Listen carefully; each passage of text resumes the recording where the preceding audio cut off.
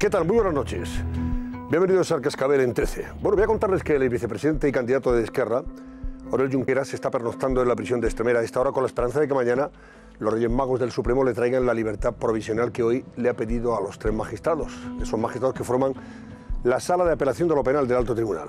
Esta mañana Junqueras ha apelado a su condición de hombre de paz y de creyente para pedir su excarcelación después de 2 meses entre rejas.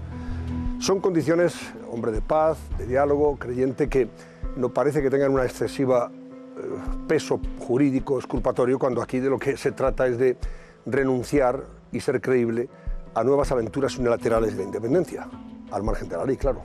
En esta ocasión, ni Junqueras ni su abogado han expresado una renuncia inequívoca a actuaciones futuras fuera de la Constitución. Por tanto, lo sustancial era escuchar por boca del intercepto su renuncia, en el caso de que vuelva al gobierno de la Generalitat, a un nuevo desafío ilegal al Estado, a esa vía unilateral de independencia, y eso desde luego no se ha producido esta mañana.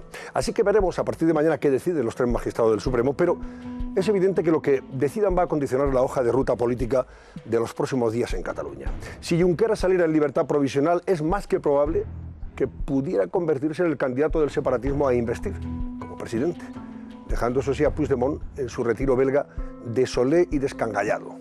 Y si regresara Puigdemont, parece obvio que su horizonte procesal le iba a dejar excluido de la investidura, dado que acabaría con sus huesos en Extremera o en Soto del Real. Así que a partir de mañana saldremos de dudas, aunque podemos preguntarnos, por ejemplo, si la puesta en libertad de Junqueras dejaría definitivamente fuera de juego a Puigdemont, y si esa circunstancia acrecentaría la lucha por el liderazgo dentro del conglomerado separatista, algo que ya se está advirtiendo. De tal manera que esta noche vamos a plantearles en nuestro barómetro una pregunta que va en esta dirección. Lorena Cano, buenas noches, cuéntanos.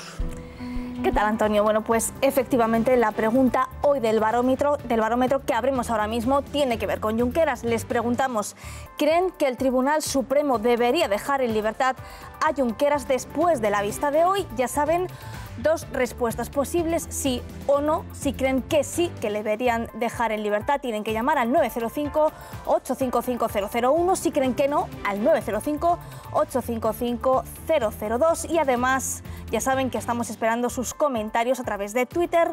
Nuestra cuenta oficial es @elcascabel13 y el hashtag de esta noche que tienen que poner a continuación de su comentario es @elcascabel04e. Muy bien, pues esta es la pregunta que hoy les planteamos, sobre la que luego comentaremos también, lógicamente, en nuestro programa. Hay otros temas de interés, hemos estado pendientes de los últimos detalles en relación con la detención, está ya en fin, detenido hace varios días, del Chicli, que ha vuelto al juzgado en este caso, ya que se ha reabierto su caso, para declarar. No lo ha hecho, parece que está esperando a ver si se conocen los resultados del análisis forense de los restos mortales de Diana Quer para luego pronunciarse en una dirección u otra. Desde luego no ha querido declarar. Sí lo ha hecho su mujer, que sigue en libertad. Vean. El Chicle seguirá en prisión incomunicada y sin fianza. Sus vecinos le increpan a la entrada de los juzgados. El asesino confeso de Diana Quer se niega a declarar. Sí lo hace su mujer. En unos minutos, todos los detalles en el Cascabel. 11 menos 20 minutos de la noche. Vamos a ver, Lorena Cano, ¿cómo está ese barómetro? Pues vamos a hablar de ese asunto como enseguida. Tú quieras. Bueno, pues les recordamos, queda todavía mucha noche, les recordamos la pregunta del barómetro. Esta noche les estamos preguntando si creen que el Tribunal Supremo debería dejar en libertad a Oriol Junqueras después de la vista que ha tenido lugar esta mañana. Como saben, pueden contestar sí o no. Si creen que sí, que debería quedar en libertad, nos tienen que llamar al 905-855-001. Si creen que no, al 905-855-002. Y además nos pueden dejar sus comentarios en Twitter, que estamos viendo que están muy activos. Les recordamos, nuestro canal oficial de Twitter es @elcascabel13 y el hashtag de esta noche, muy importante, lo tienen que poner después de su comentario, @elcascabel04e. 2 meses lleva en la prisión de Extremera el señor Junqueras. Hoy ha pedido de nuevo su excarcelación. Lo ha hecho ante la Sala de lo Penal del Tribunal Supremo, de Apelación del Tribunal Supremo. 3 magistrados están deliberando desde esta mañana. Han empezado, lógicamente, a deliberar. Y vamos a ver si mañana deciden si lo ponen en libertad o continúa entre rejas. Carlota Guindal es la redactora de Tribunales de La Vanguardia, el periódico La Vanguardia, y ha estado muy pendiente, lógicamente, de lo que ha pasado esta mañana en el Supremo. Carlota, buenas noches. Buenas noches. El hecho de que se esté tomando tanto tiempo esos 3 magistrados de la Sala de Apelación de lo Penal del Supremo es porque hay posibilidad de que lo pongan en libertad, o todo lo contrario, porque la Fiscalía ha pedido que siga en prisión, claro. Realmente la Fiscalía ha pedido que se mantenga la prisión incondicional. Es cierto que si el tribunal tiene claro que tiene que quedar en libertad, la decisión tiene que ser lo más rápido posible, porque un reo no puede seguir en prisión una vez que el tribunal ha decidido que debe quedar en libertad. Es cierto que una vez acabado la vista, que ha durado en torno a 2 horas y media, los 3 magistrados ya se han ido a deliberar. Han estado durante el día de hoy y mañana continuarán. Podría ser mañana la decisión y si no ya, pues el lunes. Habría que esperar al lunes. ¿Normalmente se toman tanto tiempo para este tipo de cuestiones, de casos? Cuando sí, es que se recurre, en este caso, una libertad, ¿no? Perdón, una prisión provisional como la que mantiene a Junqueras. Efectivamente, normalmente en las vistas de recursos de apelación las decisiones no suelen ser automáticas, tardan unos días, una semana, tardan unos días en resolverse. Es decir, esto no es nada normal. Los magistrados necesitan deliberar y tomar sus decisiones, pues son 3 magistrados y tiene que haber por lo menos 2 que estén de acuerdo en una decisión. Luego el otro, normalmente se intenta buscar unanimidad, pero siempre puede haber un voto particular. La impresión vuestra, la de los periodistas que habéis estado cubriendo la comparecencia, el trámite en cuestión, ¿cuál es? La sensación con las que han salido los abogados y las partes que estaban en la vista, que bueno, había pues el abogado de la acusación popular, el fiscal, el abogado de la defensa y otros 2 abogados de otras 2 defensas. La sensación que hay es que la situación va a seguir tal y como está, y luego también otros miembros, otras fuentes del Tribunal Supremo también creen que es muy poco probable que lo dejen en libertad, que la situación de las medidas cautelares cambien.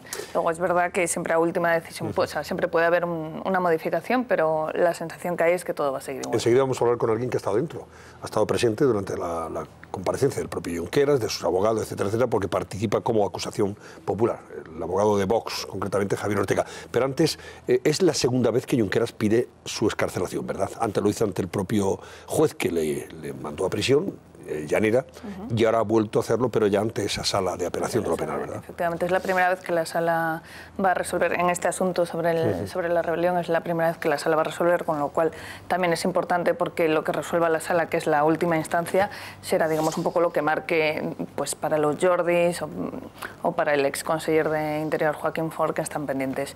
En su caso es cierto que Llarena a ellos les dijo que tenían que seguir en prisión, sin embargo Llarena hay que recordar que excarceló al resto de los ex consellers, que sin embargo la juez de la Audiencia Nacional, Carmen Lamela, sí que consideraba que debían seguir en prisión incondicional. Ahora es el siguiente paso y es importante porque esta sala, digamos que no se puede ya revocar, o sea, es la última instancia. A partir de este momento, entonces, ¿eso significa que si mañana le decretan que siga en prisión provisional como hasta ahora, no podrá ya pedir su excarcelación más adelante, o sí tendrá posibilidad de hacerlo dentro de 2 semanas, 3 semanas, en este caso al juez Llarena? Efectivamente, él puede solicitar al juez a través de escritos, la defensa puede solicitar al juez las veces que quiera. Las veces que quiera, efectivamente. Lo que pasa es que una vez que la sala ha marcado una situación, ya por lo menos durante un tiempo, es decir, que es verdad que con los presos preventivos, cada cierto tiempo, cada mes, cada 2 meses, los presos preventivos suelen pedir la libertad, porque pasado un tiempo es cierto que suelen conseguir, bueno, se ve en los casos de corrupción que ha pasado con Ignacio González, que ha pasado con Granado, después de cierto tiempo consiguen que les impongan unas fianzas y que esas fianzas se vayan rebajando hasta que consiguen la libertad, pero muchas veces pueden pasar hasta 2 años hasta que eso ocurra. Vamos a ver, Javier Ortega, que es el abogado de Vox, que ejerce la acusación popular en este caso. Ya ha estado presente, lógicamente, durante la comparecencia de Junqueras. Buenas noches, Javier. ¿Qué tal? Muy buenas noches, Antonio. Bueno, en primer lugar, todo el mundo ha reproducido algunas de las cosas que ha dicho el propio Junqueras. Se ha autoproclamado hombre de paz, ha dicho que él es un hombre de diálogo, que no es un hombre violento, que es un hombre creyente también. No sé eso, desde el punto de vista jurídico, si eso tiene algún peso específico para que un juez o unos jueces, en este caso, determinen si debe ser puesto en libertad o no. Pero sí ha sorprendido, Javier, que en este caso ni su abogado ni él hayan reiterado una firme voluntad de seguir el camino de la Constitución y alejarse de la vía unilateral de independencia, o sea, rechazar ese camino unilateral de la independencia. Bueno, esto no es una cuestión de declaraciones, estamos en un procedimiento penal, aquí se juzgan hechos presuntamente delictivos y por tanto las manifestaciones de buena voluntad, las creencias personales o las intenciones de futuro no es lo que se juzga, se juzgan hechos cometidos y pruebas que puedan avalar que esos hechos han sido constitutivos de delito. Por tanto, en primer lugar, las manifestaciones del señor Junqueras como última palabra o turno de última palabra que le ha concedido el presidente de la Sala, desde un punto de vista penal no tienen ningún valor, no es un interrogatorio, no es una declaración. Y las manifestaciones de su defensa intentando llevar este procedimiento a la vía del victimismo político, hablándonos, entre otras cuestiones, de la necesidad de que esté en libertad su representado para abrir un proceso de diálogo, de negociación bilateral. Entendemos que con el Estado, y así se lo hemos preguntado, si lo que pretenden es negociar el Código Penal, la Constitución y la unidad de España, algo que para lo que no está legitimado absolutamente nadie, mucho menos el Gobierno de la Nación y mucho menos su defendido. Por tanto, nos parece que el argumentario de la defensa carece de cualquier valor desde el punto de vista jurídico-procesal, es una manifestación política y ha sido rebatida por esta acusación popular de Vox y por la acusación pública del Ministerio Fiscal. ¿Cómo han visto ustedes a Junqueras? Creo que está un poquito más delgado, está relajado el hombre, ¿cómo lo han visto? Bueno, yo puedo hacer la comparación de las últimas dos veces que he coincidido con él en un periodo de tiempo relativamente breve. Una de ellas fue la intervención ante el magistrado juez instructor, el magistrado Llarena, y otra ante la magistrada del Juzgado Central de Instrucción número 3, la magistrada Lamela. Ciertamente podríamos decir que se encuentra, podríamos decir que más decaído.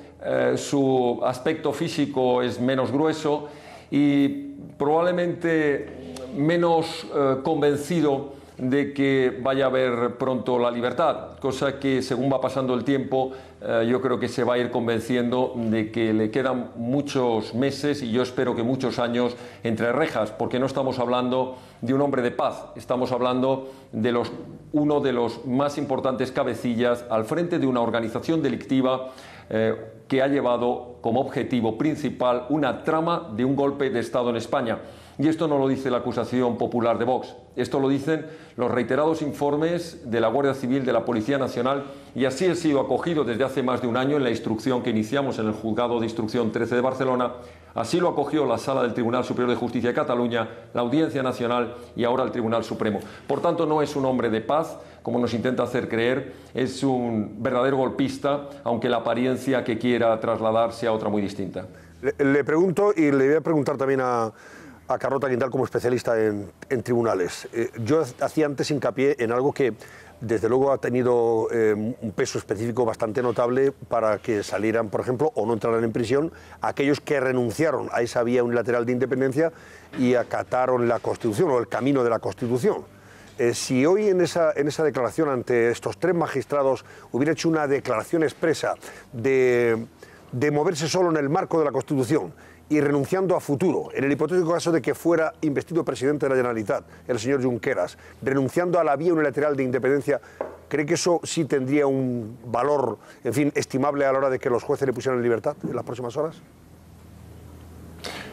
Mire, no debería tenerlo porque, como le decía al principio de la intervención, los hechos que se juzgan son hechos ya acaecidos, no son hechos futuros. Las intenciones, las voluntades o incluso las actuaciones de futuro de una persona no le eximen de la responsabilidad de los hechos que haya hecho antes. Lo más que lograría es no seguir acumulando carga probatoria, seguir acumulando delitos. Pero es evidente que aunque manifestase su acatamiento a la Constitución, que por hecho da igual que una persona lo manifieste o no. No tenemos que ir ninguno de nosotros repitiendo que acatamos el Código Penal o el Código de la Circulación o la Constitución. La acatamos porque es obligatorio, no porque nosotros queramos voluntariamente acatarla. No son normas de derecho de aceptación voluntaria, sino que son normas imperativas y por tanto da igual la voluntad que pueda manifestar. Yo sé que en sede de revisión de medidas de prisión provisional me podría decir un estimado compañero letrado, hombre, si manifiesta que a partir de ahora no va a haber reiteración delictiva, no estaría cumpliendo uno de los requisitos. Ciertamente eso es lo que se ha debatido. Nosotros entendemos que son, como entendió además el instructor Llanera, nos encontraríamos en todo caso ante unas manifestaciones poco creíbles, porque los hechos hasta ahora y la intencionalidad, incluso durante la reciente campaña electoral, demuestran lo contrario, la contumaz reiteración en la actividad delictiva, que no es otra cosa, insistimos, que llevar a cabo un golpe de Estado secesionista en España desde las instituciones. Javier Ortega, abogado de la acusación popular en nombre de Vox. Gracias y buenas noches, Javier. Hasta luego. Muchas gracias y muy buenas noches. Carlota, esto que le preguntaba a Javier Ortega, vamos a ver, claro, sí ha tenido un valor extraordinario a la hora de que aquellos que podían haber también ingresado en prisión o en su día ingresaron en prisión y luego fueron puestos en libertad, ellos renunciaron a esa vía unilateral de independencia, no renunciaron a seguir una vía que podía efectivamente conllevar violencia, etcétera, etcétera.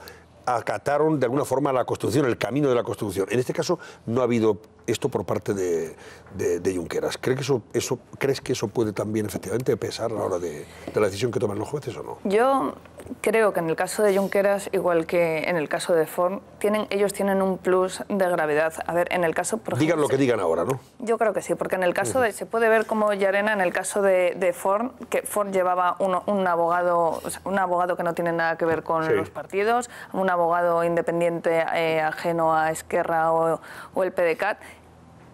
Él se alejó también y aún así Llarena dijo que tenía que seguir en prisión porque tuvo el control de los Mossos de Escuadra y tenía un plus de gravedad, como es el caso de Junqueras, que tiene ese plus por ser una de las principales cabezas junto a Puigdemont de organizar. Y es más, hoy el fiscal ha recordado que es que Junqueras organizó y ha estado detrás de movilizaciones que luego acabaron en violencia, y es la principal parte de la gravedad de la rebelión, con lo cual creo que en este caso ya daba igual que digan, y además el fiscal... el fiscal ha dicho que tiene que seguir en prisión. Y el fiscal ha dicho que no se puede creer no se puede, porque el fiscal ha dicho en la vista que por qué hay que creerse a Junqueras, además ha expuesto todos los recortes con sus declaraciones desde el mes de junio-julio, recordando todo lo que había dicho, cómo movilizar, cómo había que ir al 1 de octubre, y dice, ¿y ahora por qué nos tenemos que creer que quiere ir al diálogo cuando en los últimos meses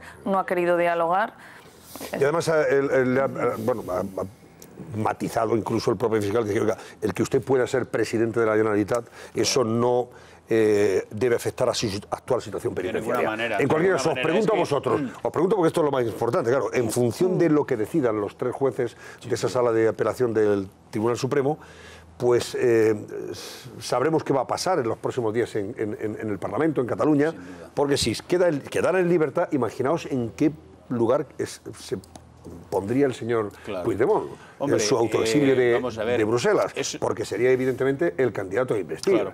Ahora, si no sale, tenemos a uno en prisión y el otro que sigue en el exilio. En su autoexilio, como él dice. Claro, pero lo que está planteando Carlota es muy importante. El caso del señor Puigdemont yo creo que hay que verlo desde la doble óptica. Primero, del papel político que ha desempeñado al frente del ex gobierno de Cataluña, del antiguo gobierno, pero segundo también con la óptica de, en el momento en el que salga de prisión, es una persona que perfectamente puede encabezar el nuevo gobierno de Cataluña. Eso primero. Yo creo que hay dos cuestiones, ¿no?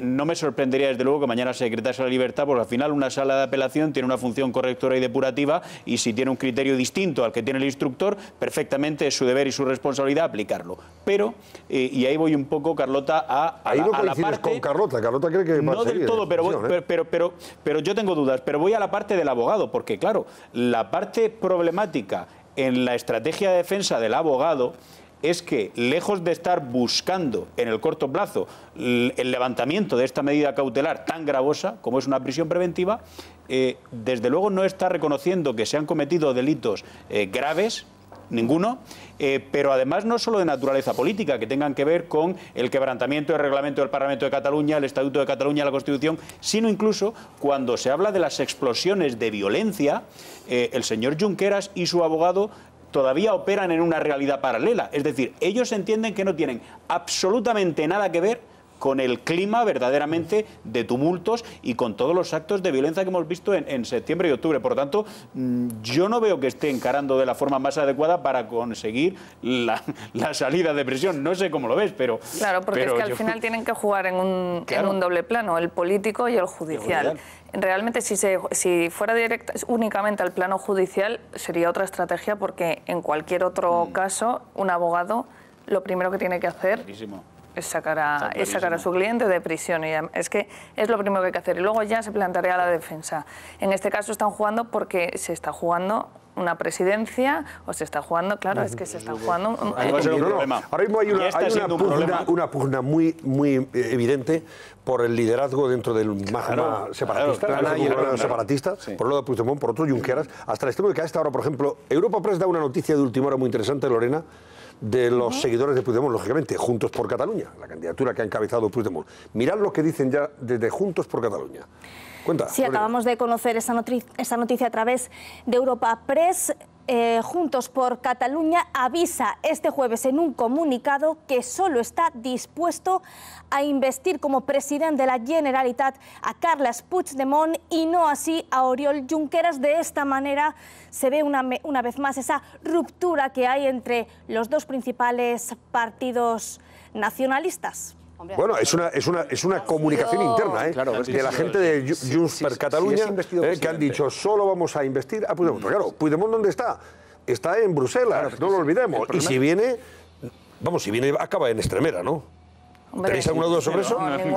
Es importante. ¿Qué fijaos? Es importante esto porque el abogado de Junqueras hoy en la vista ha recordado que no existe riesgo de fuga, y que en caso de que no existe riesgo de fuga, ya ha dicho porque ha cumplido con la justicia, no como otros. No como otros, fíjate. Claro. Esa es una patadita, un recadito que le envían a... El plan A y el plan B. Y tiene un gravísimo problema Puigdemont, porque si triunfa ese plan B del que hablaba Rufián, Puigdemont desaparece. Es decir, totalmente. Desaparece. Queda prácticamente ya queda para seguir comiendo mejillones en Bruselas. Por eso los planes de Puigdemont pasan por, si él no viene para ser investido, que él está valorando venir a Hurtadillas y ser investido y luego ser detenido, y además, en parte, razón no le falta si la lista más votada de la coalición, que ha sido la suya, tendría que ir al siguiente. El siguiente es Jordi Sánchez, que es que era el presidente de la Asamblea Nacional Catalana, pero claro, las intenciones de Puigdemont pasarían por investir a alguien que sea poco más que un hombre de paja, que un testaferro que haga en Barcelona lo que él le manda desde Bruselas.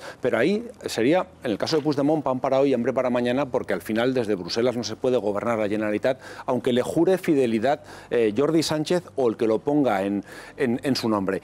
Y a Oriol Junqueras le saldría la jugada maestra si consigue la investidura, incluso estando en prisión, porque es una bomba propagandística para todo el mundo. Es decir, él legalmente sale de la cárcel, es investido y vuelve a prisión y él se cree Nelson Mandela. Ese escenario sería muy complicado. Indicativo de la relación que hay ahora mismo entre Juntos por Cataluña y Esquerra es que no había nadie de Junts per Catalunya ni nadie de la CUP arropando hoy a Junqueras y arropando hoy la diferencia. Esto lo marca. Hoy la idea que había en Esquerra, o la percepción que tenían en Esquerra, es que no le iban a dejar en libertad, es que no se la iban a dar. Ellos tienen la idea de que hay dos magistrados que lo tienen muy claro, Carlota, y hay uno, que en este caso sería el magistrado Barreiro, que sí podría hacer un voto particular poniendo en duda a lo mejor el delito de rebelión. No sé si vosotros tenéis esa misma percepción, pero esta es la percepción que te cuentan desde allí. Yo creo que eso es porque es verdad que hay dos magistrados que son considerados de la ala conservadora y un tercero que se entiende por progresista, pero esto hay que tener mucho cuidado porque Carmen Lamela también es progresista y envió a todos a prisión incondicional. Es decir, no por el hecho de ser progresista. Tampoco es que el fiscal Zaragoza sea especialmente conservador y, sin embargo, está manteniendo una posición muy compacta. Javier Zaragoza fue elegido por Cándido Conde Pumpido para ser fiscal jefe de la Audiencia Nacional. Es decir, que al final el pensar que las decisiones van a ir por conservadores o que los progresistas son menos amigos de las prisiones incondicionales en este caso, yo no lo tendría, tan claro. El gran argumento jurídico de toda esta historia es que es una buena persona y que es una persona creyente. Es decir, no hay ningún argumento jurídico, absolutamente ninguno, que diga no he cometido los delitos de los que me están acusando. Es decir, lo que me da a mí la sensación es que el horizonte penal de este señor, o por lo menos de prisión provisional, va a ser muy largo. Y no estoy nada de acuerdo con vosotros en que no va a haber un acuerdo entre Junqueras y Puigdemont. Yo siempre estoy convencido que pase lo que pase, va a haber un acuerdo, porque la única manera de salir de todo esto es volver al gobierno y volver a la misma situación. Aunque se tengan que matar, van a llegar a un acuerdo porque todo lo tienen que tapar desde el gobierno de Cataluña. No les queda otro remedio. Entonces, esto es un paripe, que si Junts per Catalunya dice que Puigdemont tiene que ser y que el otro está en la cárcel, al final, sea como sea, o pondrán a otro candidato o renunciarán. Hay que recordar que quedan varios consejeros en Bruselas que tendrán que renunciar a sus escaños para poder tener mayoría absoluta en el Parlamento. Lo harán, lo harán. Y pondrán un hombre o una mujer de paja y volverán a gobernar exactamente igual. Porque claro, y vuelvo a repetir, que el argumento es que soy buena persona. Pero es que estás acusado de secesión, de rebelión, de traición, de todos los mayores delitos. Hombre de paz y que es creyente, pero claro, eso desde el punto de vista jurídico no tiene mucho valor probatorio.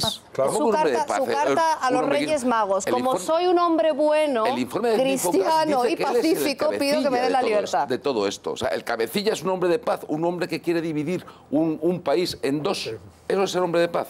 Sí que es verdad que de los argumentos para mantener la prisión preventiva, el argumento de la fuga ya no se da. No, solo la reiteración delictiva. Ya no se da la destrucción de pruebas y en todo caso quedaría la reiteración. Si un juez determina que esa reiteración no se tiene por qué producir o si él en algún momento asegura que no se va a producir, queda en libertad automáticamente, con todo lo que ello conlleva. La Fiscalía tiene muy claro que ese riesgo es necesario. Es el principal argumento que da la Fiscalía y es que hay un riesgo muy alto porque él no ha renunciado a esa vía unilateral y como no ha renunciado y está en una posición... En la primera, hoy también, sí, cuidado. Hoy lo que... A ver, hoy ha dicho, no es que haya renunciado, ha dicho que él apuesta por el diálogo, la negociación y la bilateralidad. Pero no ha hecho una declaración expresa, ¿no? Claro. Es lo que yo me refería, de decir, oiga... Lo que no ha dicho expresamente es que apuesta por la Constitución. Pero independientemente de las declaraciones, es decir, los jueces primero tienen su criterio, tienen unos antecedentes de hechos y, lógicamente, tienen que valorar el riesgo que existe independientemente de las palabras. Sí que hay una cosa, Vicente, que está clara. La teoría del paripé, al final, como cuando hace unas semanas estuvieron unos y otros con bufandas amarillas en Bruselas, eso siempre será así. No van a dejar que gobierne arrimadas, por supuesto, pero, sin embargo, si legalmente no hay ninguna opción de que el señor Junqueras o el señor Puigdemont puedan tomar el mando, no van a, pero es que no van a tener otra opción de la opción a la que se estaba refiriendo Javier, la del hombre de paja. No hablo del señor Puigdemont, sino de alguien que tenga que permanecer en prisión como Junqueras y pueda estar dando órdenes. Es que no les va a quedar otra. Bueno, señores, vamos a dejarlo aquí. Carlota Guindal, mañana estaremos atentos a ver qué pasa, si los 3 magistrados de esa sala de apelación de lo penal del Tribunal Supremo se pronuncian o no, o lo dejan para el lunes. Ya veremos a ver. Y en función de lo que decidan, insistimos, es evidente que eso va a tener unas consecuencias desde el punto de vista político muy notables y muy importantes para el devenir de los acontecimientos en Cataluña, en el nuevo Parlamento catalán y en la Generalitat, evidentemente, a partir de ese momento. Vamos a ver qué ocurre. Gracias, Carlota. Un placer como siempre. Carlota Guindal de La Vanguardia, especialista en tribunales. Vamos a ver, tenemos conexión con Íñigo Landa, nuestro compañero de COPE Galicia en Santiago de Compostela. Íñigo Landa está siguiendo desde hace ya tiempo, lógicamente, y ahora mucho más, todo lo que tiene que ver con el caso Diana Quer. Yo ya he estado pendiente, Íñigo, de esa declaración, una vez que se ha reabierto el caso, desde el punto de vista judicial, declaración de las 2 principales personas, fundamentalmente el Chicle, pero también su mujer, relacionadas con el asesinato de Diana Quer. Íñigo, buenas noches. ¿Qué tal? Muy buenas noches. Hola a todos. Bueno, ¿cómo ha ido esa declaración ante el juez? Sabemos que el Chicle no ha querido declarar y alguien ha dicho, claro, se está reservando a ver qué concluye el informe forense, el informe de los restos, el análisis de los restos de Diana Quer, con el fin de seguir jugando esa baza, de decir, no, yo es que la atropellé, en fin, y luego me asusté, etc., etc., o desde luego cuando se demuestre que evidentemente no hay atropello, las cosas serán distintas. ¿Qué pensáis ahí, Íñigo? Pues uno lo que piensa a nivel personal que el chicle en estos momentos, según está el proceso en la actualidad, poco más puede hacer. Agarrarse a esa baza, como decía, que es que todavía no se conoce el informe definitivo de la autopsia, aunque, ojo, ya hay un avance en el que al parecer se dice muy claramente que se descarta completamente que los restos de Diana presenten algún tipo de lesión que demuestre que fue atropellada, porque todos sabemos los traumatismos que debe dejar en un cadáver un atropello para que acabe con la vida de una persona. Y yo creo que se agarraba también a lo último que le quedaba, que era la coartada que tenía con su mujer. Y es que yo creo que de las declaraciones de esta mañana y de los autos posteriores del juez, el titular número 1 de Ribeira, que por cierto ha ejercido también en sustitución del número 2, que es el que se va a encargar del caso del intento de secuestro, de rapto, mejor dicho, de la joven de Boiro el pasado 25 de diciembre, las dos cosas más importantes con las que me quedo yo es que, en primer lugar, la mujer del chicle, por primera vez en sede judicial, ha ratificado que la madrugada del 22 de agosto de 2016 no estaba con su marido, es decir, que no va a tener a dónde agarrarse cuando se hagan las periciales y cuando, por ejemplo, se haga esa reconstrucción de los hechos que algunos la dan casi por inminente de lo que ocurrió aquella madrugada, con una reconstrucción también que se podría producir en la nave de Rianxo. Es decir, el chicle ya no se va a poder acoger a que estaba con su mujer en aquella jornada, porque su mujer ya ha dicho hoy delante del juez que no lo estaba.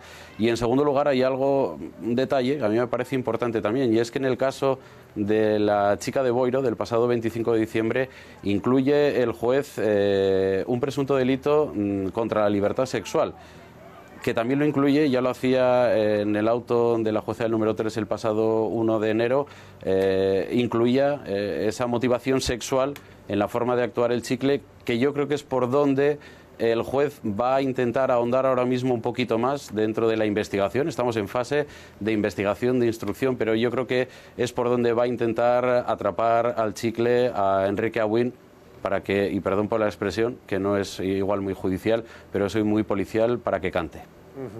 No, además es evidente que si se demuestra que además de esa agresión sexual, si existió esa agresión sexual previa a su asesinato, la condena sería distinta. Estaríamos hablando efectivamente de que se le podría condenar a una prisión permanente revisable.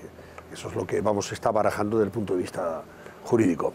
En el caso de la mujer ha quedado otra vez en libertad sin cargos, ¿no? Perdón, sigue investigada, pero sin... No. Sí. Eso es. ¿Cómo ha quedado? Sin medidas cautelares. Sin medidas cautelares. Decir, sin medidas cautelares. Lo que hace el juez, le toma declaración, ella ha dado esta versión, que es la primera vez que lo hace, como decíamos antes, sede judicial, en esta reapertura de la causa. Anteriormente todo lo que había dicho se lo había dicho a la Guardia Civil, tanto cuando cubría a su marido diciendo que había estado con él, como cuando finalmente se desdijo de esa declaración. Hoy, al parecer, se ha ratificado, y eso que el abogado de los padres de Diana, al salir de esos juzgados, decían que el juez ya les había lanzado un mensaje a todos, que ojo con las filtraciones, que estamos en fase de instrucción y que esto no es un juicio. Quizás ya intuyendo que los focos se están poniendo, y si os parece hablamos de eso también, no solo ahora mismo en el entorno familiar del chicle, sino también en esa mujer a la que, en fin, muchos ven casi coautora, y si no coautora, sí encubridora, con conocimiento de lo que había hecho su pareja Enrique Abuin. Y el juez, yo creo que quiere preservar a esa mujer ahora mismo, porque es una clave en todo este asunto. Es clave lo que va a decir, no solo lo que ha dicho en sede judicial, sino que lo pueda ratificar después en el juicio, que es donde realmente pesan las pruebas y pesan los hechos para convencer, por ejemplo, a un jurado popular.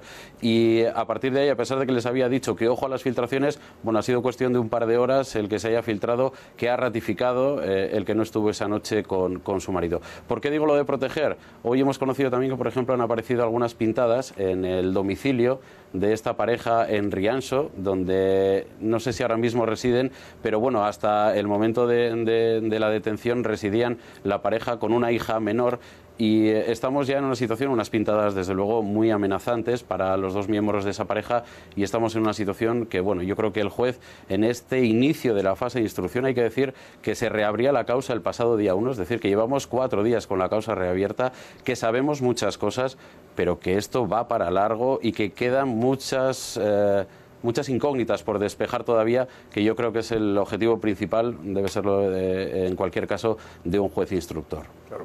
Íñigo, vamos a ver, quieren preguntarte, creo, Alfonso y sobre Fátima. todo por el papel de la mujer, Íñigo, buenas noches, porque en relación al presunto asesino, Hola. a mí me parece que da bastantes pistas sobre la incapacidad de levantar la acusación que tiene sobre sí mismo, cuando en la primera declaración hace 2 o 3 versiones diferentes, hoy no ha dicho nada, etcétera. Pero voy a la cuestión de la mujer. Obviamente la investigación está secreta, es imposible saber por dónde puede ir ella, pero en su entorno, en Rianso, por la información que habéis podido recabar, por los testimonios de vecinos, de personas cercanas que hubiesen tenido acceso a ella, ¿cuál es la percepción del grado de implicación que ha podido tener en esto, si ha tenido alguno? Es decir, ese grado que estabas comentando casi de una coautora, o de un encubrimiento muy alto, o de una persona que no, que realmente sabía poco y sospechaba poco de lo que había hecho su pareja. Yo creo que a la hora de analizar todo eso, igual entramos en un juicio de valores que desde luego un juez no lo va a hacer. Nosotros sí que lo podemos hacer, y de hecho tengo que reconocer, por ejemplo, que hasta hoy a nivel doméstico en casa hemos tenido una pequeña discusión a la hora de saber cuál es el papel que ha jugado durante estos 500 días, casi 500 días hasta el hallazgo del cadáver, y ya 500 días desde la desaparición de Diana Quer, ese testimonio que prestaba su mujer y que era respaldado, recordemos, por una hermana de la mujer y el marido de la misma, es decir, cuñados de Enrique Abuin, que estarían también ratificando la versión que daba Rosario Rodríguez de que aquella noche habían salido a robar gasoil, con lo que en principio el chicle tenía cubiertas las espaldas a la hora de explicar qué estaba haciendo aquella noche. Es una pregunta complicada la que haces. Las opiniones hay para todos, como suele ocurrir, desde quienes decían que algo sospechaban o que algo intuían o que veían una mirada extraña en el chicle, hasta otros que evidentemente se echan las manos a la cabeza, como el entorno más cercano, al menos tenemos que creer lo que está diciendo, por ejemplo, el entorno más cercano del chicle, en que, en fin, quizás fue las propias artimañas de Enrique Abuin las que llevaron al engaño absoluto. No sabemos si por convencimiento o por cualquier otro tipo de motivación, pero llevaron a la mujer a mantenerse coartada durante tanto tiempo y a dejar a la Guardia Civil atada de pies y manos, porque imaginaos lo diferente que habría sido todo esto si cuando salió el nombre de Enrique Abuin ya a finales del año 2016, creo recordar que los investigadores hablaban del mes de noviembre. Le preguntan al chicle dónde había estado esa noche, les dice que había estado con su mujer y sus cuñados robando gasoil. La Guardia Civil le pregunta a la mujer y los cuñados y dicen que no, que aquella noche Enrique Abuin había estado de fiesta y se había ido a las fiestas de la Pobra, pues evidentemente todo habría sido muy distinto a como es en la actualidad. Íñigo, te voy a pedir que te quedes un ratito más. Vamos a hacer una pausa porque tenemos que ir a la publicidad, pero enseguida recuperamos la conexión contigo, ¿de acuerdo? Muy brevemente, para cerrarla y que pueda preguntar también Fátima Iglesias. Venga, hasta ahora mismo.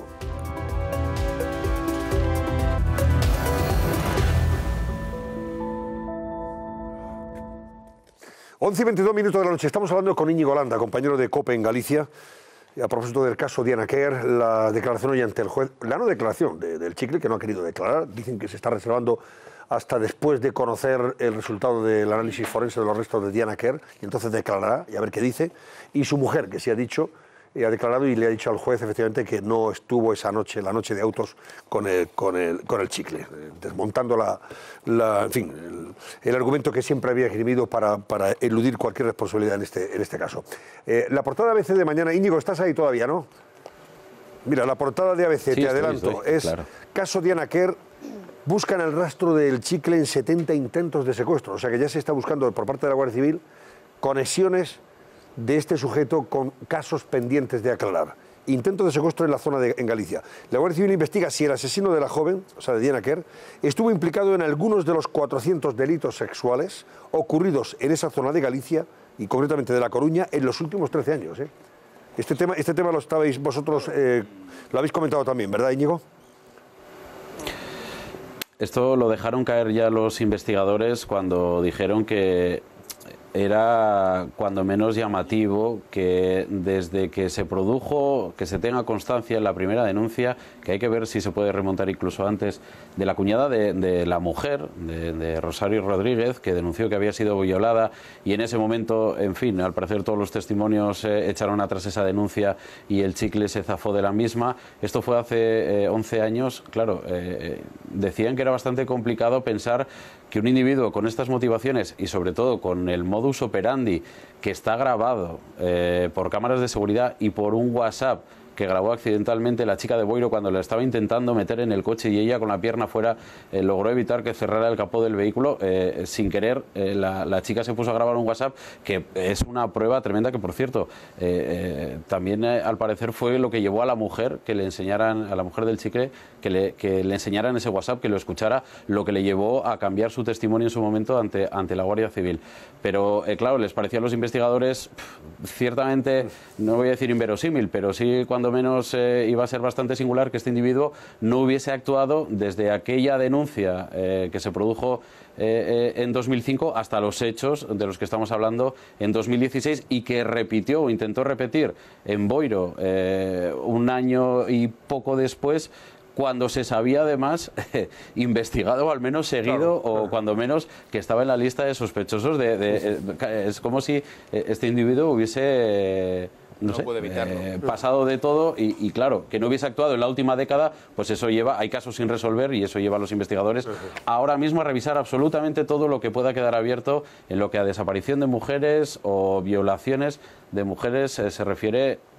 Iba a decir yo en Galicia. Se hablaba también por parte de los investigadores que este tipo era un amante de los coches, que la velocidad media a la que circulaba por carretera era alrededor de 150 kilómetros por hora. Así que es un tío que me parece que tampoco le importaba mucho moverse con su coche, sobre todo para si tenía como objetivo cometer estos crímenes. Por supuesto. Bueno, brevemente ya, venga, que estamos fuera de tiempo. Fátima, hay una frase que repiten siempre los forenses y es que los cuerpos siempre hablan. El hecho de que el cuerpo de Diana Quer estuviera sumergido en agua dulce parece que puede ayudar a determinar muchas cosas, entre otras si hubo atropello. Pero lo que sí comentan los forenses es que va a ser muy complicado determinar si hubo agresión sexual después de tantos días. Que por eso está callando él y no quiere declarar. Él está esperando a ver si eso no lo determina la autopsia. Parece que eso será complicado de determinar. Alguna eximente, Él está callando porque su abogado o sus abogados le han dicho que calle. Es decir, esto es una estrategia. Evidentemente, esto es un proceso que acaba de empezar. De momento, las pruebas que hay sobre la mesa son evidentes, sobre todo el que declarara dónde estaba el cadáver de Diana Quer. Pero, claro, hay que poner más pruebas, sobre todo para ampliar los delitos que ya todos intuimos. Hoy en el auto el juez ha vuelto a incluir los dos términos homicidio / asesinato, que quedan en el aire, es decir, todavía queda por definir cuál es el grado que se va a aplicar en la acusación. Evidentemente, el homicidio está más que claro. Hay que ver si se recaban las pruebas suficientes.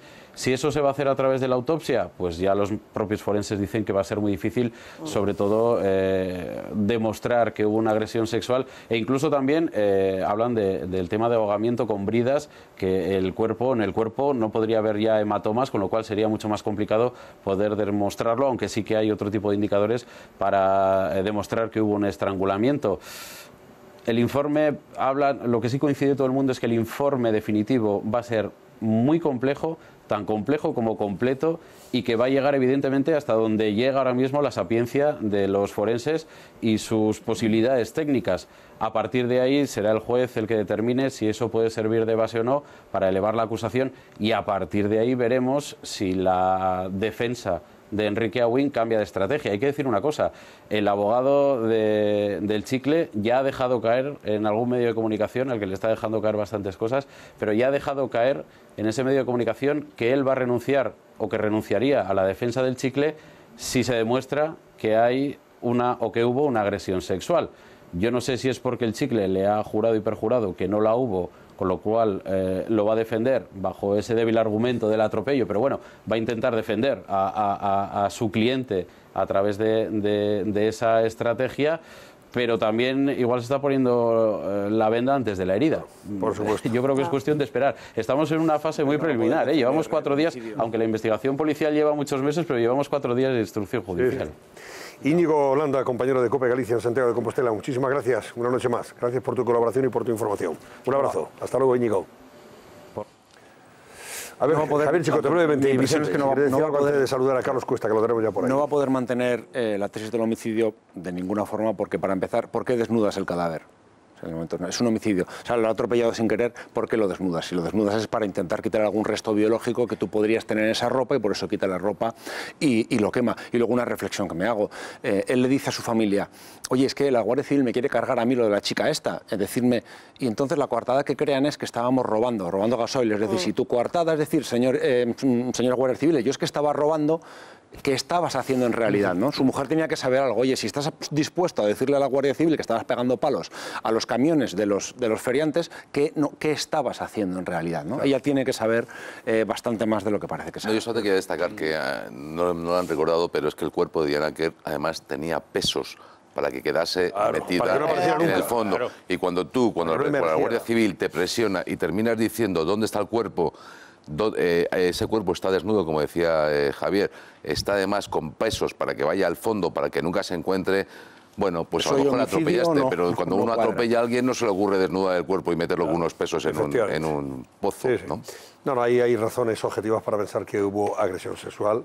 Y ese es el móvil, evidentemente, de su desaparición y su currículum criminal, que va en ese mismo sentido. Que tiene antecedentes, por eso. Que tiene antecedentes. Carlos Cuesta, buenas noches, Carlos. Fíjate cómo ha arrancado el año en los mercados. Tengo las portadas del Economista y de 5 días.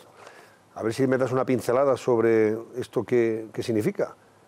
La bolsa sube, la bolsa española, ha subido hoy el 2,6, casi 2,7% en 3 días.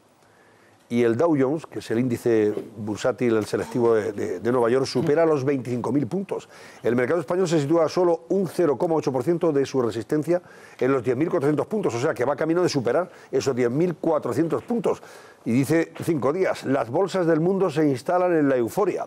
El Dow Jones bate la marca de los 25.000 puntos, el IBEX logra el mejor arranque anual desde el año 2013.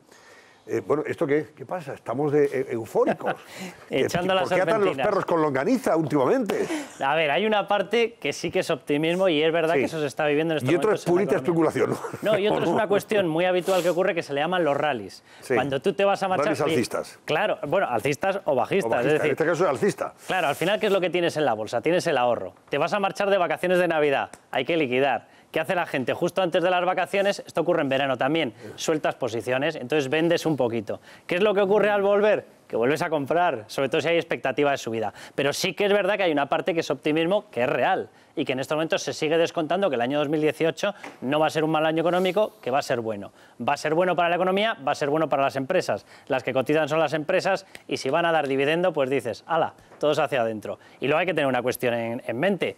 De momento, el tipo del dinero está en el 0% y por lo tanto lo que te están dando por productos de renta fija es muy poquito y por tanto la bolsa sigue siendo atractiva. Bueno, en el caso de la bolsa española nos alegramos de que vaya mejor que esté en números azules y por encima de los 10.400 puntos. Hay otro titular hoy que es que el Santander ha superado por primera vez a Inditex, en capitalización bursátil, cosa que no ocurría creo que desde 2015, con lo cual se coloca en la mayor empresa de España. Y Antonio, un producto que a ti te trae loco y que te tiene totalmente intrigado, el Bitcoin. Yo creo que también va a subir.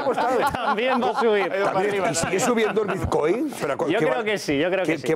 ¿Qué cuesta ahora mismo un Bitcoin? ¿Qué valor tiene? $15.000. ¿En bolsa cuánto? $15.000. Ah, vaya por 15.000. O sea, si hubiéramos comprado hace 2 semanas... hace 2 semanas estaba, me parece, a 13.000 y pico, 14.000. A ver, va a tener mucha batalla, pero... Hubiéramos ganado 1.000 euritos. Fíjate, no está mal. Pero qué barbaridad, oye.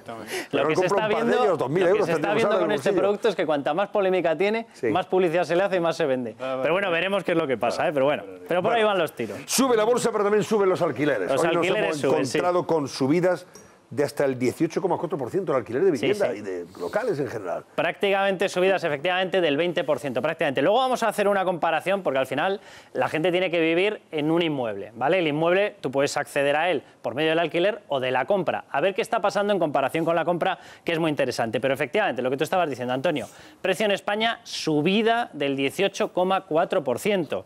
Yo decía lo de la compra. La comparativa, es verdad que están subiendo los inmuebles cuando tú te los compras, cuando adquieres la propiedad, pero están subiendo mucho menos, están subiendo un 5%. ¿Qué es lo que nos está indicando esta enorme diferencia? tiene mucho que ver también con el tipo de empleo que se está creando. Si tú ves que el empleo que se crea es un empleo muy estable, dices, venga, a la propiedad de cabeza. Si ves que el empleo lo mismo te dura 5 meses, lo mismo te dura 1 año y vete a saber, lo mismo resulta que la planta donde estás, o la empresa o la fábrica donde estás, oye, pues resulta que tiene visos de que lo mismo te despide o cambia de sede, etcétera, pues te vas a fórmulas más flexibles que son el alquiler. Cuidado de todas formas que esto es normal, es normal. España se había convertido en una situación muy extraña, el 80% del parque inmobiliario era en propiedad. En Alemania, por ejemplo, en el norte de Europa, es justo al revés. Es decir, solamente el 20% suele ser en propiedad y el 80% es en la fórmula de alquiler. Por una cuestión tan sencilla como que ha cambiado la forma de vivir, ha cambiado el planteamiento de la gente es menos previsora, las estructuras familiares son menos grandes y al final, ¿qué es lo que está ocurriendo? Que la gente se va a fórmulas más flexibles, el alquiler. Esto en principio es irnos adaptando un poquito a la tendencia que hay en Europa. Ahora, atención ya a los precios. Precio medio del metro cuadrado, para que la gente saque la calculadora y empiece a mirar qué es lo que le puede costar ese alquiler. Prácticamente 10 euros metro. Nos vamos a Madrid. En Madrid se nos dispara. En Madrid se nos va literalmente a razón de 15,5 euros. Es decir, que una persona que tenga un piso de 100 metros cuadrados alquilado puede estar pagando 1.500 euros ahora mismo. Sí, en Madrid sí. En la Almendra de Madrid sobre todo. Sí. Bueno, está hablando, claro, depende de lo que centro. El precio estándar, que está ya totalmente calculado, que es además sobre una medida muy estándar, los 90 metros cuadrados, que coincide mucho con viviendas VPO y demás. Sí. 90 metros cuadrados, para que la gente se haga una idea muy fácil de memorizar, en España precio medio 900 euros, que es mucho, es mucho. 90 metros cuadrados, 900 euros. Ahí cabe perfectamente una familia, con 2 hijos, etcétera. 900 euros es lo que pagas de media, con diferencias muy notables. Barcelona, 17,5 euros el metro cuadrado. Y cuidado con esta historia, pese, es decir, estos precios los tiene como la ciudad más cara, pese a la bajada del 2,4, propiciada sobre todo desde septiembre. Creo que no hace falta que diga por qué empieza a caer a partir de septiembre, ¿verdad? Bueno, pues ese factor ha desestabilizado la evolución del precio de alquiler allá, pese a lo cual el metro cuadrado y los inmuebles en alquiler, el sitio más caro de toda España, sigue siendo en Barcelona. En Madrid, atención a esta diferencia, lo que pasa es que si seguimos esta tendencia, lo normal es que se crucen en muy poquito. En muy poquito se crucen. En Madrid, si me dejas decirte una cosa... Y la venta, perdón. Sí, una cosa que hay en Madrid. En Madrid se está produciendo un aumento del precio de la vivienda, te lo digo porque hace poco hemos contado esta historia, porque se ha paralizado un desarrollo de 100.000 viviendas en el sureste de Madrid. No se están dando licencia de obra en Madrid. El problema en Madrid es que no se da licencia de obra. Eso es responsabilidad del ayuntamiento.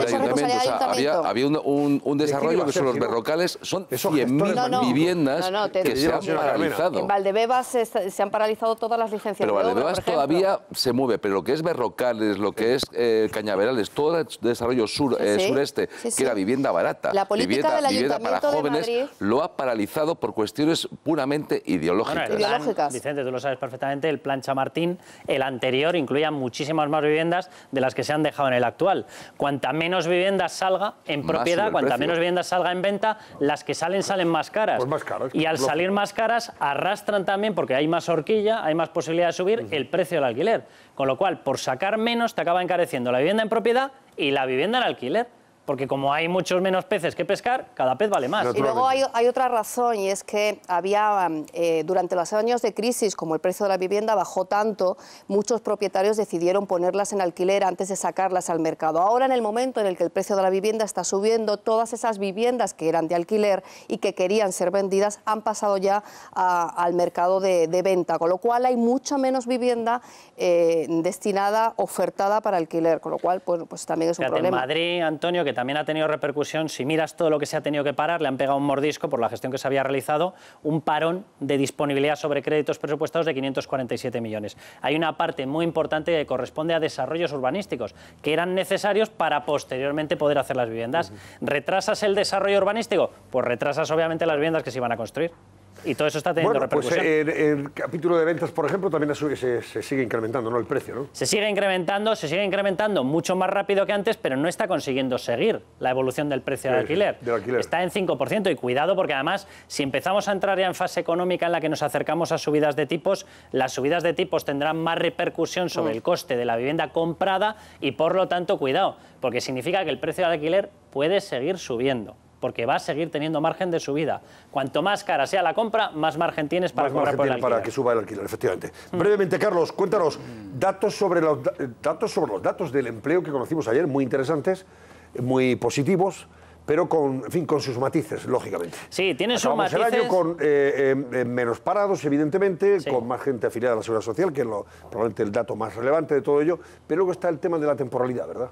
Efectivamente, que yo creo que es uno de los temas con los cuales más se suele atacar la reforma laboral que hizo Fátima Báñez, ¿no?, la ministra de Empleo. Bueno, lo primero hay que decir lo que tú decías, es decir, cuidado, datos récord absoluto, récord, y cuando digo absoluto es totalmente absoluto de toda la serie histórica. Solamente hay un año superior, que creo que fue 2005, y fue porque se realizó la regularización de inmigrantes. Pero bueno, con un dato muy bueno, ¿qué es lo que ha ocurrido? Nuevos contratos, y la gente va a decir, ¿cómo puede ser que se celebren tantos nuevos contratos, que se cierren 21,5 millones de nuevos contratos? ¿Cuál es la explicación? La famosa temporalidad. Pero cuidado, porque esto también tiene una explicación. Vamos a ir viendo los datos, que son muy interesantes.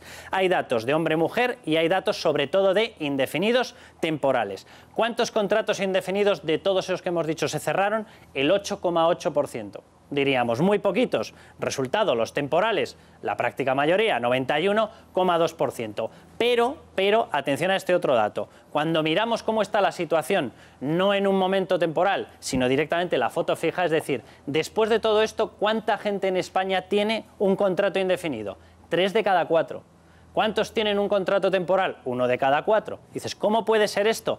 Porque los contratos que son temporales se van renovando con periodos muy cortitos. Resultado, el mismo contrato, o mejor dicho, el contrato de la misma persona se renueva 15 veces en el año, 20 veces en el año. Claro. Esto sí que es verdad que es una cuestión un tanto extraña y debería haber fórmulas que permitiesen que no hubiese esa rotación tan brutal.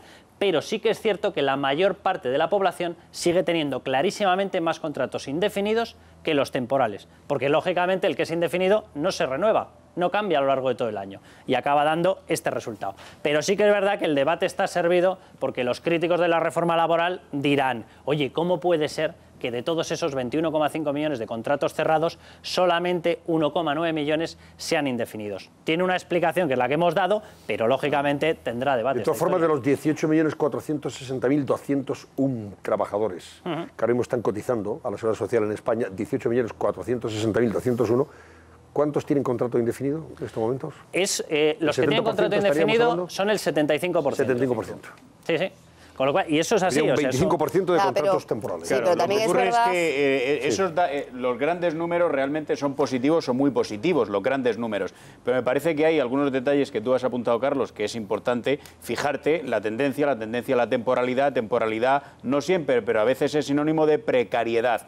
Y luego yo creo que hay un desafío que tiene el gobierno muy importante, que es activar algún tipo de plan de choque, o como queramos llamarlo, para en fin, torear de otra forma lo que está ocurriendo con los jóvenes. Es decir, los datos que hemos conocido en relación a la casi imposibilidad de emanciparse de los jóvenes y al riesgo, a la situación real de pobreza de los jóvenes, exigen medidas que tienen que ser muy fuertes. Lo que está diciendo Alfonso es la clave de esta historia. Vamos a ver, hay una parte, y esto de la dualidad, que lo habrá escuchado la gente muchas veces, la dualidad del mercado laboral.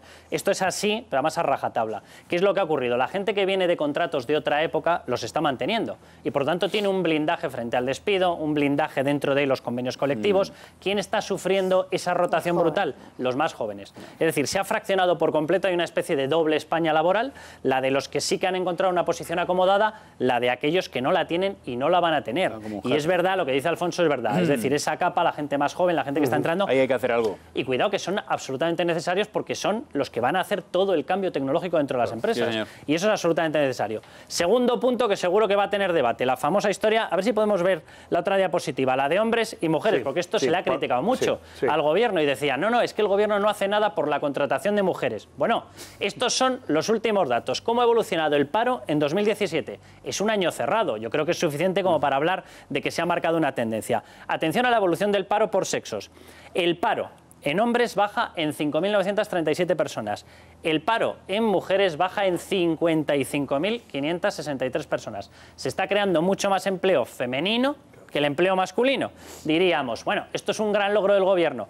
Ni era tan criticable en su momento, ni es un gran logro en esta situación. ¿Qué es lo que ocurre? Tan sencillo como que normalmente, oye, por la estructura familiar, por la historia, por el comportamiento tradicional, por lo que sea, trabajaban muchos más hombres. A medida que ha habido mucho más empleo y más demanda de empleo, se han ido incorporando los que optan a un empleo de forma adicional al otro cónyuge. Y normalmente en España esos son mujeres. Ni era tan criticable hace tiempo al gobierno, ni es un logro por la política del gobierno. ¿Creas más empleo? Bueno, pues acaba demandando empleo mucha más gente que no lo hubiese demandado. Así de sencillo. Este dato sí es importante. Menores de 25 años, una gran caída de la bolsa de paro. 14.000 personas son menores de 25 años. Ahí sí que teníamos un déficit brutal. Os acordaréis, llegó a haber en España una etapa, hace bien poquito, 5 años, 6 años, en los cuales los menores de 25 años soportaban tasas de paro de más del 50%. Era una situación dramática. Oye, uno de los grandes colectivos donde está bajando el paro es el de los jóvenes. Bueno, Carlos Cuesta, ¿ha escrito ya la carta a los Reyes Magos? Sí, hombre. Ya la tiene escrita. Bueno. Y vas a estar presente así mañana, de imagino, gorda, ¿eh? así. Tendrás que llevar a los niños a la cabalgata. Por supuesto, sí. Cabalgatas que van a estar, por cierto, pasadas por agua. Muchas de ellas. ¿Eso dicen aquí en Madrid también? Madrid también da lluvia, sí. Madrid digamos que la mitad de la península, de Madrid hacia Portugal, lluvia. De norte a sur y de Madrid hacia Valencia, ahí se van a liberar un poquito más. Se van a liberar, no sé hasta qué hora. Sujetar al niño en caballito. Con el paraguas ya es de arte. Eso tiene WhatsApp. Lo que sí se va a conseguir mañana es que las cabalgatas estén, desde el punto de vista de la seguridad, mucho más reforzadas y hasta blindadas. Cuéntanos detalles, Susana Ollero. Pues sí, Antonio, tras los atentados de la Rambla y Cambrils el pasado mes de agosto en Barcelona, Madrid se blinda para recibir a los Reyes Magos de Oriente. España tiene nivel 4 de alerta antiterrorista y este año las tradicionales cabalgatas tendrán fuertes medidas de seguridad para evitar esos posibles atentados, más extremas que nunca. ¿Cuáles serán esas medidas de seguridad? Pues vamos a verlas. En Madrid se va a aumentar la presencia policial, se van a registrar las pertenencias de las personas que se acerquen a ver esas cabalgatas, se van a instalar volardos y jardineras y se realizarán cortes de tráfico en algunas zonas de la capital. Lo más importante para evitar atentados terroristas es que este año ninguna furgoneta ni camión podrá circular en los perímetros de los recorridos de las diferentes cabalgatas que tendrán lugar mañana viernes en varios puntos y que tampoco han podido circular hoy, esta tarde, en las que ya se han celebrado. Y atención, porque esta medida no afecta ni a turismos, ni a motocicletas, ni a los vehículos llamados especiales. Pero si usted tiene un camión o una furgoneta y pretende circular cerca del recorrido de esas cabalgatas, sepa que no podrá hacerlo desde las 4:30 de la tarde hasta las 10:30 de la noche en Madrid. Unas medidas que también se han establecido en otras ciudades de España, como en Barcelona, donde también habrá cortes de tráfico y tampoco podrán circular ni furgonetas ni camiones desde las 4 de la tarde hasta las 10 de la noche. Otras ciudades, como Valencia, pues también más medidas de seguridad, porque más de 100 policías nacionales se incorporarán a ese cuerpo de los policías municipales. Habrá registros de mochilas y bolsos y también van a instalar maceteros y vallas. Así que, Antonio, nuestros niños, como podrás ver, van a estar muy seguros hoy, porque ya han salido varias cabalgatas, como en Barbate y Dos Hermanas. Hemos visto ya imágenes a lo largo del día. Mañana, que es donde más cabalgatas se van a celebrar en toda España, y también el fin de semana, porque, atención, en Matalascañas, Huelva, la cabalgata se retrasa al domingo 7. Así que, Antonio, ya veo a los pajes teniendo muchísimas agujetas, porque Fíjate. se van a tener que estar hasta el domingo repartiendo regalos. ¿Qué te parece? Sí, pues que para evitar la lluvia, evidentemente, se ha optado por llevar la cabalgata del domingo 7. Bueno, lo importante es que la ilusión es un debate peliagudo, la de los niños. Les cortarán claro. que se marchan, ¿no? Es que Exacto. esta cabalgata de salida ya. Vamos a ver qué nos depara la de Madrid, ¿no? A ver qué nos depara la de Madrid, si tendremos sorpresita o no este Va a año. ser muy parecida al año pasado. Sí, van a utilizar las mismas comedida. cabalgatas, las mismas carrozas. Los reyes, según sabemos, van a ir vestidos exactamente igual. Va a estar dedicada al mundo de la ciencia. Yo creo que Carmena no quiere ningún lío más. Ya tiene suficiente lío con las cabalgatas y ha dicho, vamos a mantener un poco el espíritu Ya han montado un numerito con lo de Vallecas. Al final se ha de Vallecas. y yo creo que ya tiene Lo que pasa es que el tema del cambio de horarios por la lluvia, no quiero abrir el debate porque no lo has abierto tú, pero claro, a algunos alcaldes tampoco les viene mal, porque las tradiciones tienen un significado y tienen unas fechas. Entonces, si el significado y la fecha es el 6 y a lo mejor a algún alcalde le parece que la tradición es muy importante, ¿qué más le da ponerle el 7 o el 8? Por la lluvia, ¿me entiendes? Pero ahí lo dejo. Bueno, vamos a hacer una pausa y vamos con las portadas. Y así comentamos, portadas que ya me han llegado de todos los diarios de difusión nacional. Así que enseguida les ofrecemos los temas más interesantes que han destacado los diarios de mañana a 5.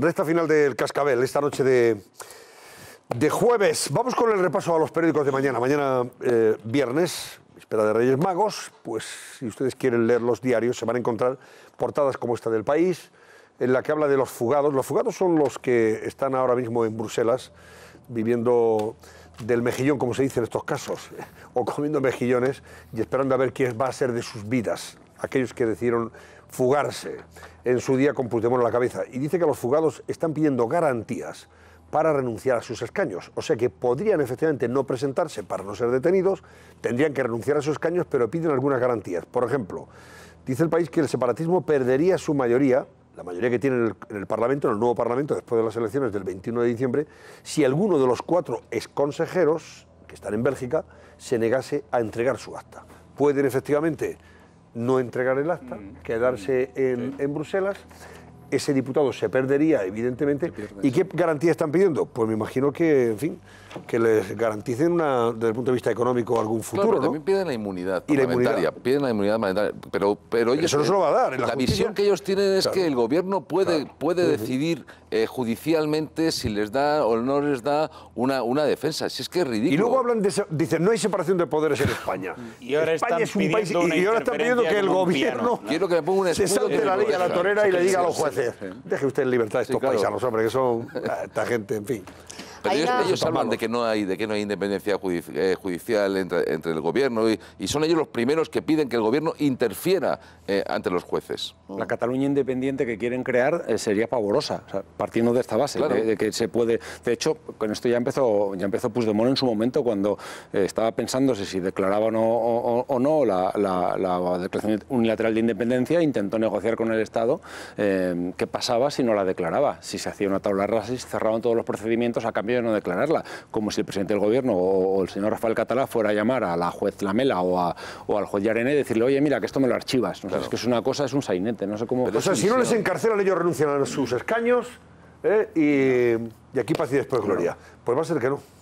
Va a ser que no. Hay una gran carambola. No, este es un tema, por eso decíamos antes que ellos evidentemente tienen que manejar todas las fórmulas, las personas que han cometido presuntamente delitos muy graves, manejar todas las fórmulas para intentar nadar y guardar la ropa, es decir, retener el poder y que el peso de la justicia no caiga sobre ellos. Pero el pequeño problema es que eso es imposible, porque el trámite político es uno y se dirimió en las elecciones y han tenido una mayoría in extremis y la justicia, desde luego, ni se va a paralizar ni va a crearse una especie de inmunidad o impunidad sobre estas personas por las razones que ellos alegan. Son no tiene ningún sentido y no se va a producir. 66 escaños los que tienen Juntos por Cataluña y Esquerra Republicana. Si renunciaran estos 4, si no renunciaran a sus escaños estos 4, pasarían a tener 62.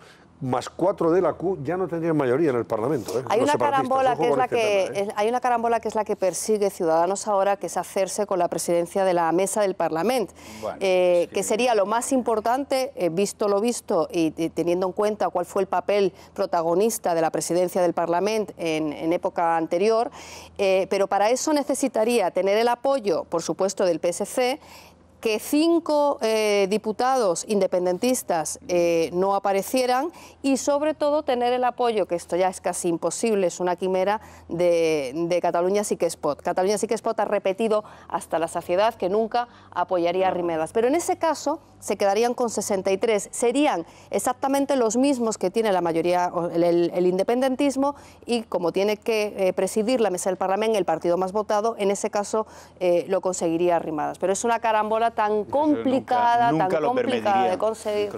Sobre la comparecencia de Junqueras hoy ante esa sala de apelación de lo penal del Tribunal Supremo, el País destaca que Junqueras ha pedido la libertad, pero sin acatar la ley expresamente. Eso es lo que decía hace un momento. Claro, es que dice, ya en su día sí dijo que él, bueno, él ha dicho que dialogaré, pero hoy no ha reiterado y que iría a la vía ese bilateral, acatamiento a la ley y a salir de la Las manifestaciones que ha hecho en definitiva son muy abstractas, claro, y no tienen ningún valor de cara a lo que pueda opinar un juez y a la ha apelado al diálogo, pero no ha dicho. Soy buena persona. Bueno, la foto de portada, como ven ustedes, es la de la bomba ciclónica que paraliza el este de Estados Unidos y concretamente Nueva York. Menuda la que está cayendo allí. En Estados Unidos está cayendo la mundial, la mundial artificial de nieve, digo, penalizando ciudades, aeropuertos, la vida de las ciudades, etcétera, etcétera, con temperaturas de 10 grados y 15 grados bajo cero.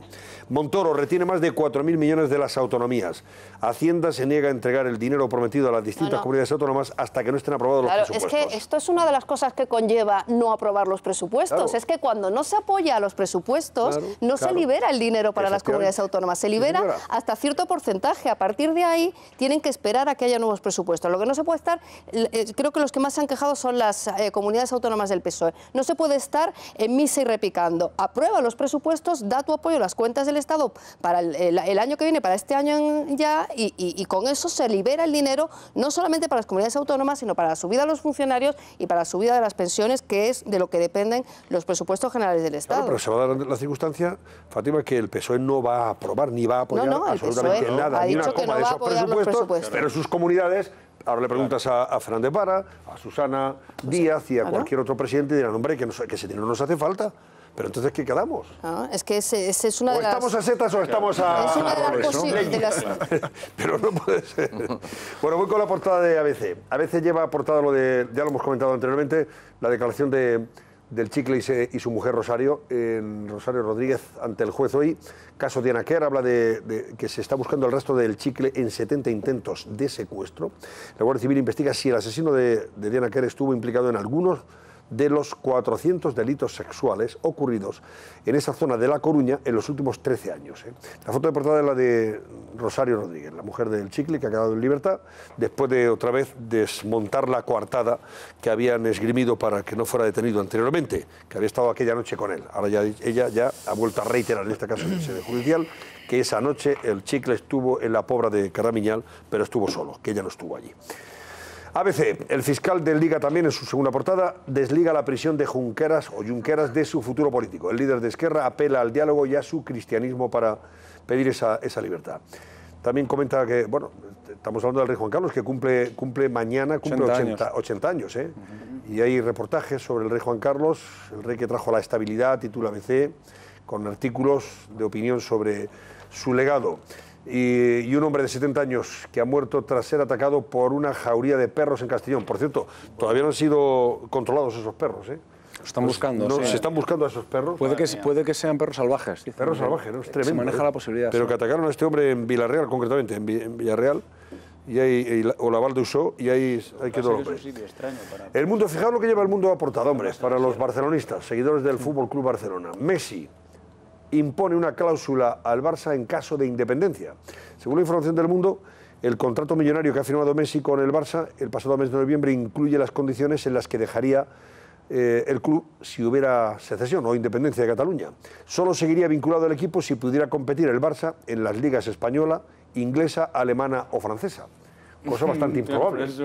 Cosa bastante improbable. Porque en Francia incluso más de uno ha dicho, pero hombre, va a venir el Barça aquí a quitarnos una plaza o dos que tenemos para competir en Europa, por lo único que nos faltaba. Estamos pocos. Pero si es que además el argumento del Barça hasta ahora había sido el contrario. Habían puesto el ejemplo de Andorra y habían dicho, pero si Andorra es un estado ajeno al español y sin embargo participa en la Liga Española, aunque sea en segunda B, ¿no? Claro.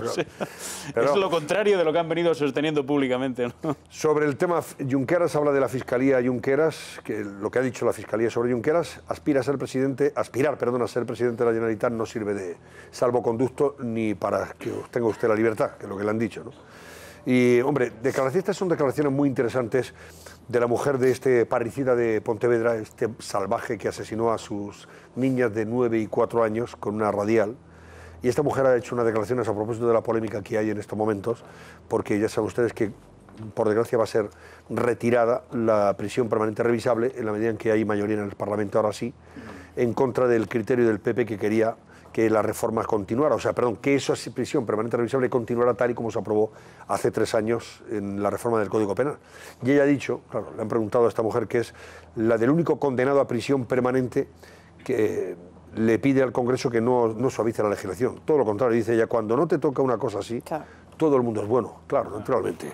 Ahora, cuando estos diputados que ahora están pidiendo que sus señorías que se elimine, se derogue sus señorías no son los padres de Diana Quer. Es que sus señorías lo que tendrían es que preguntarle a sus votantes si están de acuerdo que en casos, en casos tan concretos como este, tan extremos, de delitos tan salvajes. ¿Cómo vas a reinsertar al de la radial? ¿Por qué tienes que derogar una prisión permanente revisable? Que lo que te garantiza es que esa persona cumple una condena de al menos 25 años y a partir de ahí, si realmente ha reunido condiciones de reinserción para poder salir, pues ya se plantea usted si debe salir o no de la cárcel. ¿Pero 25 años lo va a cumplir?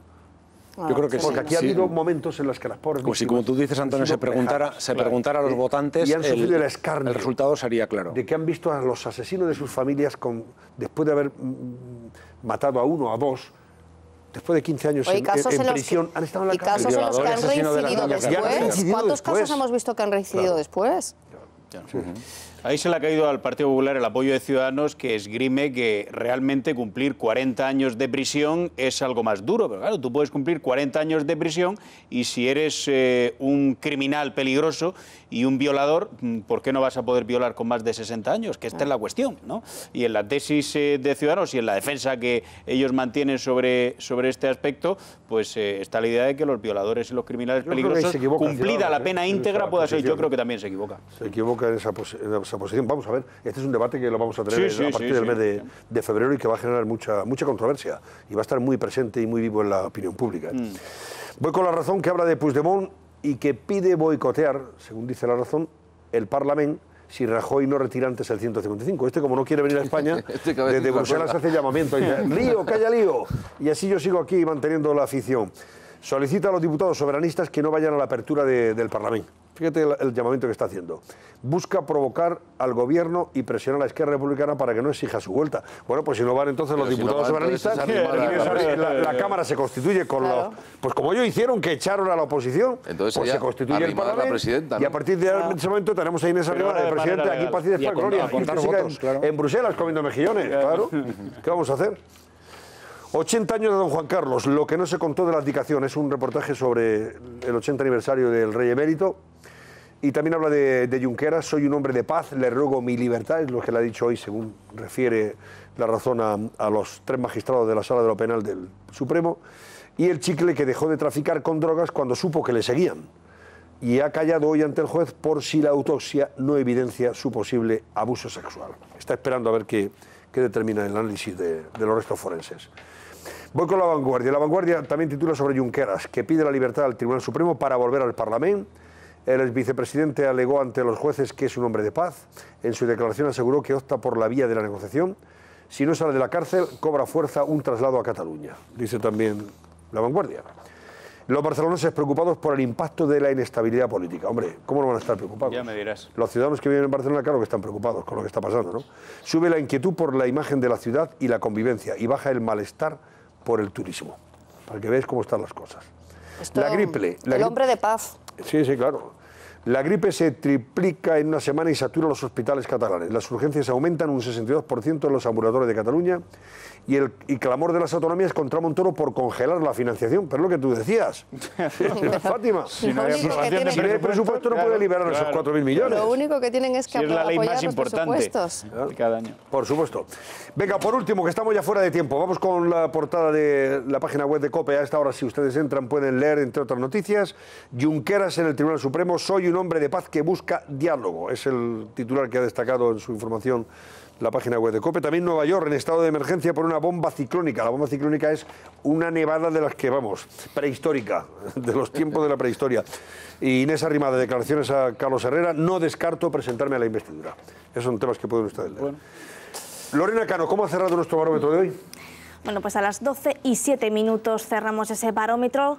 Les preguntábamos durante toda la noche si creen que el Tribunal Supremo debería dejar en libertad a Oriol Junqueras después de la vista de hoy. Parece que ustedes lo tienen bastante claro porque a esta hora que cerramos el barómetro, el 83,3% cree que no deberían dejar en libertad a Oriol Junqueras frente al 16,7% que cree que sí. Bueno, con ese resultado nos marchamos.